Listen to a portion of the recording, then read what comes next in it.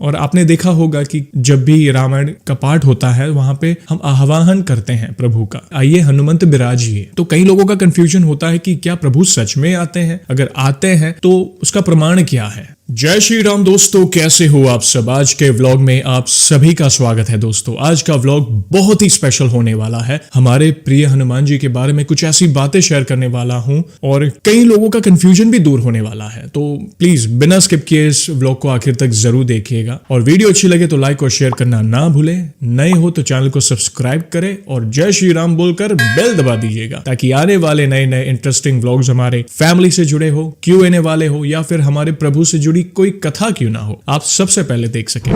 दोस्तों जैसे हम सभी को पता है कि हमारे हनुमान जी को सबसे प्रिय कौन है, उनके प्रिय है प्रभु श्री राम। उनके रोम रोम में श्री राम बसते हैं और हमने सुना है, गुरुओं की वाणी के माध्यम से पढ़ा भी है कि जहां कहीं भी राम कथा होती है, राम चरित्र का गुणगान होता है, राम नाम लिया जाता है, वहां पे हनुमान जी की उपस्थिति होती ही है। लेकिन पता है कई लोगों को एक कंफ्यूजन होता है, ऐसा नहीं कि वे इसे झूठ मानते हैं मगर कंफ्यूजन कि ये कैसे हो सकता है। और आपने देखा होगा कि जब भी रामायण का पाठ होता है वहां पे हम आह्वान करते हैं प्रभु का, आइए हनुमंत बिराजिए। तो कई लोगों का कंफ्यूजन होता है कि क्या प्रभु सच में आते हैं, अगर आते हैं तो उसका प्रमाण क्या है। तो मैंने सोचा क्यों ना कुछ इंपॉर्टेंट चीजें आपसे शेयर करूं। एक कथा है, मैं वो शेयर करना चाहता हूं जिससे आपके सारे सवालों के जवाब आपको मिल जाएंगे। तो प्लीज ध्यान से आखिर तक इस ब्लॉग को जरूर देखिएगा। तो शुरू करते हैं। बोलिए सियावर रामचंद्र की जय, पवन सुत हनुमान की जय।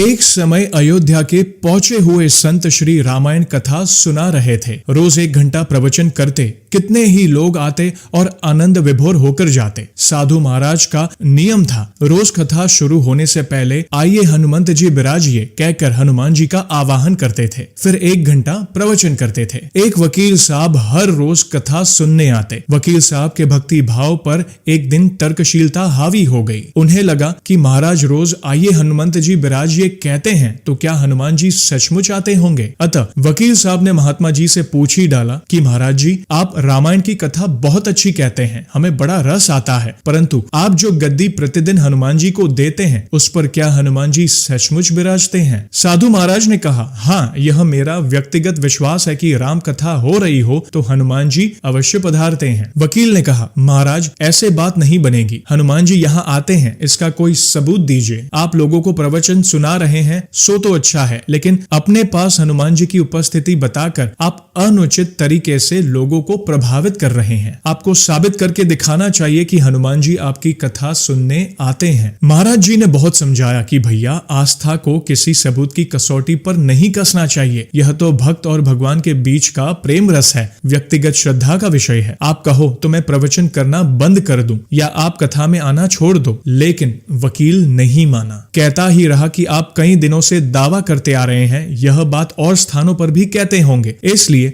महाराज आपको तो साबित करना होगा कि हनुमान जी कथा सुनने आते हैं। इस तरह दोनों के बीच वाद विवाद होता रहा। मौखिक संघर्ष बढ़ता चला गया। हार कर साधु महाराज ने कहा, हनुमान जी है या नहीं उसका सबूत कल दिलाऊंगा। कल कथा शुरू हो तब प्रयोग करूंगा। जिस गद्दी पर मैं हनुमान जी को विराजित होने को कहता हूँ, आप उस गद्दी को आज अपने घर ले जाना। कल अपने साथ उस गद्दी को वापस लेकर आना और फिर मैं कल गद्दी यहाँ रखूंगा। मैं कथा से पहले हनुमान जी को बुलाऊंगा, फिर आप गद्दी ऊंची उठाना। यदि आपने गद्दी ऊंची उठा दी तो समझना कि हनुमान जी नहीं है। वकील इस कसौटी के लिए तैयार हो गया। महाराज ने कहा, हम दोनों में से जो भी पराजित होगा वह क्या करेगा इसका निर्णय भी कर ले। यह तो सत्य की परीक्षा है। वकील ने कहा, मैं गद्दी ऊंची ना कर सका तो वकालत छोड़कर आपसे दीक्षा ले लूंगा। आप पराजित हो गए तो क्या करोगे। साधु ने कहा, मैं कथा वाचन छोड़कर आपके ऑफिस का चपरासी बन जाऊंगा। अगले दिन कथा पंडाल में भारी भीड़ हुई। जो लोग रोजाना कथा सुनने नहीं आते थे वे भी भक्ति, प्रेम और विश्वास की परीक्षा देखने आए। काफी भीड़ हो गई, पंडाल भर गया। श्रद्धा और विश्वास का प्रश्न जो था। साधु महाराज और वकील साहब कथा पंडाल में पधारे।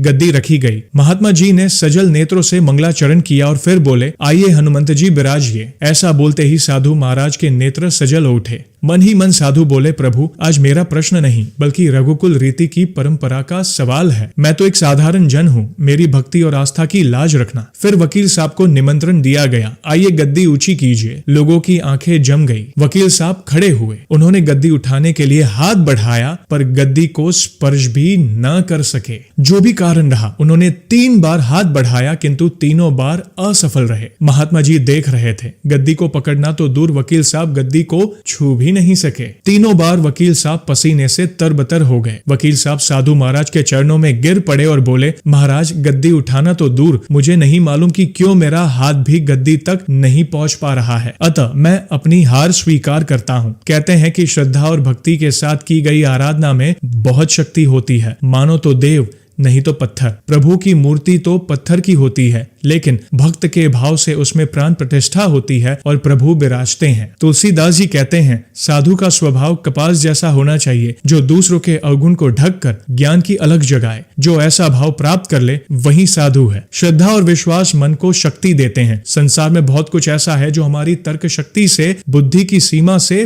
परे है। जय श्री राम। अद्भुत प्रसंग जिससे कई लोगों के सवालों के जवाब मिले होंगे, कई लोगों का कंफ्यूजन दूर हुआ। ऐसा ही एक एग्जाम्पल एक भक्त ने कहा था। उन्होंने, अब हमारी जो मेन चैनल है सीक्रेट मिस्ट्रीज, अहमदाबाद के जो भक्त हैं, उन्होंने अपने अनुभव में बताया था कि ऐसा ही कुछ हुआ था अहमदाबाद में के बापू नगर में, जहाँ पे मोरारी बापू जी की राम कथा चल रही थी और कथा शुरू होने से पहले उन्होंने हनुमान जी का आह्वान किया कि आइए हनुमान जी विराजिए। तब सडनली जोर से पवन आया, मतलब कुछ नहीं था और सडनली जोर से हवाई पवन आया और जो भक्त जन कथा सुनने आए थे वे शौक हो गए कि आखिर हो क्या रहा है। तो मुरारी बापू जी ने कहा, शांत हो जाइए, हनुमान जी आए हैं कथा सुनने। तो ऐसे कई ऐसे एग्जाम्पल है, हम सोच नहीं सकते। हम सभी को पता है कि हनुमान जी को प्रभु श्री राम प्रिय है, तो आप घर पर भी ये अनुभव कर सकते हैं। एक अलग ही वाइब्स आएगी। देखना आप जब कभी भी आप राम नाम लेते हो या रामचरित्र का गुणगान करते हो, रामायण पढ़ते हो, राम स्तुति पढ़ते हो, जो या फिर भगवान राम से जुड़ी जो भी आप भक्ति करते हो, तब हनुमान जी की उपस्थिति होगी ही। आप अलग ही वाइब्स महसूस करोगे आपके इर्द गिर्द। देखना प्रभु की उपस्थिति होती ही है। और दोस्तों, आप सभी को तो पता ही है कि व्लॉग को हम ऐसे ही एंड नहीं करेंगे। प्रभु के नाम का गुणगान जो करना है, आज भी मैं अद्भुत पंक्तियां लाया हूं। इन पंक्तियों को सुनकर मैं बड़ा हुआ हूं। मैं पहले, आपको पता है कि मैं मुंबई रहता था और वहां पे गणेश चतुर्थी का उत्सव बहुत धूमधाम से मनाया जाता है। उसमें से एक स्तुति हम गाते हैं, बहुत ही प्रसिद्ध है, आप यूट्यूब पर भी देख सकते हैं। तो मैंने सोचा क्यों ना आज उन पंक्तियों को आपके सामने लाऊं और आपको ये पंक्तियां कैसी लगी आप मुझे कमेंट के माध्यम से जरूर बताएगा। तो बोलिए, सियावर रामचंद्र की जय, पवन सुत हनुमान की जय। घालिंग गुटांगण वंदीन चरण, डोळ्यान पाहिन रूप तुझे, प्रेमे अलिंगन आनंद पूजन, भावे ओवाड़ेन मणे नमः। तमेव माता च पिता तमेव, त्वमेव बंधु च सखा तमेव, त्वमेव विद्या द्वर्णम तमेव, त्वमेव सर्वं मम देव देव। कायेन वाचा मनसेन्द्रिया वा बुद्ध्यात्मना वा प्रकृति स्वभावात्, करोमि यद्यं सकलं परस्मै नारायणेति समर्पयामि। अच्युतं केशवं राम नारायणं, कृष्ण दामोदरं वासुदेवं हरिं, श्रीधवं माधवं गोपिका वल्लभं, जानकी नायकं रामचंद्रं भजे। हरे राम राम राम हरे हरे, हरे कृष्ण कृष्ण कृष्ण हरे हरे, हरे राम राम राम हरे हरे, हरे कृष्ण कृष्ण कृष्ण हरे हरे। मोरिया रे बप्पा मोरिया रे, मोरिया रे बप्पा मोरिया रे, मोरिया रे बप्पा मोरिया रे, मोरिया रे बप्पा मोरिया रे। गणपति बाप्पा मोरिया, मंगल मूर्ति मोरिया। अद्भुत पंक्तियां थी, बचपन याद आ गया। मैं एक्चुअली मराठी कल्चर में पला बड़ा हूं और बहुत सौभाग्य मिला वहां पे गणेश चतुर्थी का आनंद लेकर। ये मतलब इन्हीं पंक्तियों को सुनकर हम बड़े हुए हैं, तो मैंने सोचा क्यों ना आप सबके सामने इन पंक्तियों को लाऊं। आपको ये पंक्तियां कैसी लगी प्लीज कमेंट के माध्यम से बताएगा। वीडियो अच्छी लगी हो तो लाइक और शेयर जरूर करिएगा। नए हो तो चैनल को सब्सक्राइब करें, जय श्री राम कहकर बेल को दबा दे ताकि आने वाली नई वीडियोस